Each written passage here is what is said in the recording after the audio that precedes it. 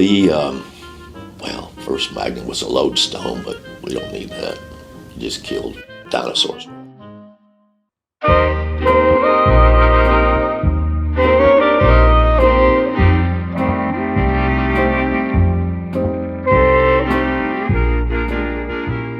Ferrites and Alnicos were similar time, but say that the Alnico came about after high coercivity steels were being made. They used to make permanent magnet motors with just very strong steels, and they were very difficult to make. The heat treatment of those were difficult, and they wouldn't hold up well. So when they brought on Alnico, which today we think of as having low coercivity, they were just very enthused with that.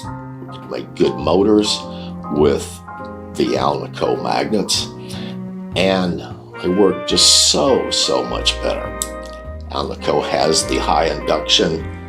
Again, today we see it as a relatively low coercivity, but it is good enough for a motor to work, and especially motors at that time.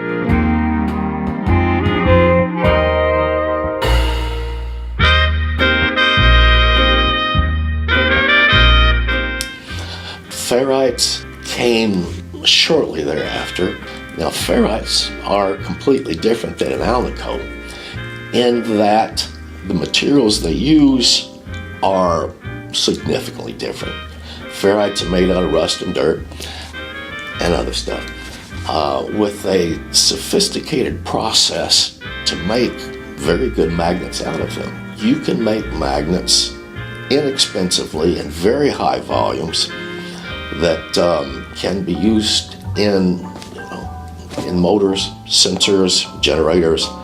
Use a ferrite anytime that cost and size are more of a concern than performance, we'll say, and reducing the size. Ferrites have a very large temperature coefficient, both for induction and coercivity. The temperature coefficient of coercivity for a ferrite is negative as opposed to every other magnet material. Hence, you can demagnetize a ferrite magnet at low temperatures, at very low temperatures, and you cannot do that with any other material. Alnicos have the lowest temperature coefficient of induction of any magnet material. That's why they're often used for high temperature things like fire sensors. They are very stable.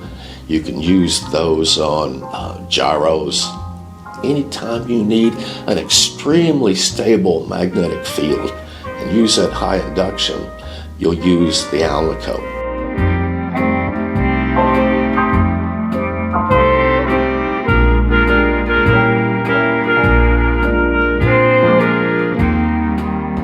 In the 50s, let's say, Dr. Sternot was working with the Wright-Patterson, working at the Wright-Patterson Air Force Base, when he had used processes that were developed in World War II to be able to separate the rare earths.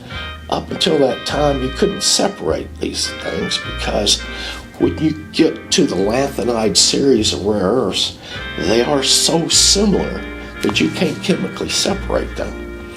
So Dr. Sternot was able to separate them, and using the rare earth material and transition metal, in this case of cobalt, he was able to make a high energy, high coercivity material, and the world went crazy.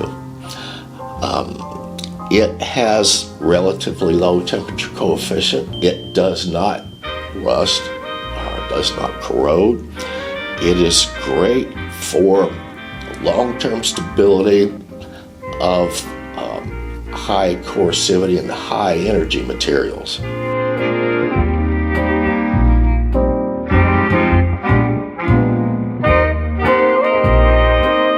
After Dr. Sternot had come up with this rare earth transition metal material, it took more work to get the neodymium iron boron materials.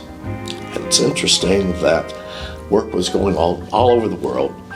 And Dr. Sagawa in Japan and Dr. Crowett in the U.S.